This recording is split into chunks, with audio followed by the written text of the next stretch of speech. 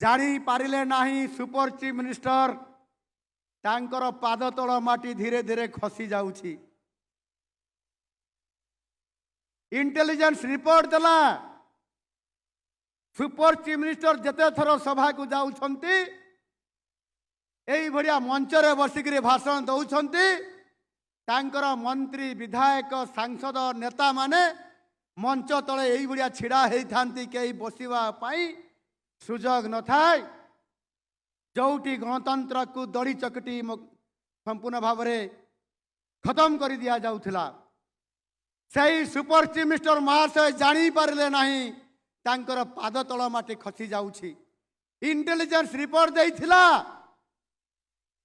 जे सार आप गोटे मीटिंग रे भाषण देले गोटे मीटिंग रे अटेंड करले 5000 सेठी भोट कटि जाए सही मीटिंग जगह रे। समय बड़ बलवान एवं भगवान सबू सहंती किंतु गर्व आ अहंकार सहंती नहीं। आ गर्व अहंकार मतमस्ती होकर गत सरकार जे भली भाव में लोक न्याय देवा बदल में शोषण कर चलिले लोकंकर विकास करने जगह विनाश करने चाहिए।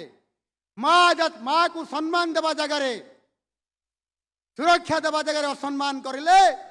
ममिता मेहर टू आरंभ करी परी भरिया अनेक झील को निर्यातना देले तार जवाब रे सही निजे भगवान महाप्रभु जगन्नाथ जो पाप भर बढ़ी जाइथिला एवं जो आपनकर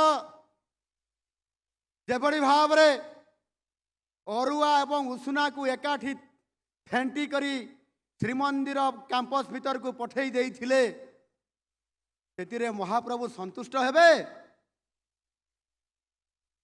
आपण माने जानी पारुथिबे किभली भाव रे तांकर अहंकार संपूर्ण भाव रे एते बढ़ी जाइथिला आज जानी पड़ी छारखार करी देइछि।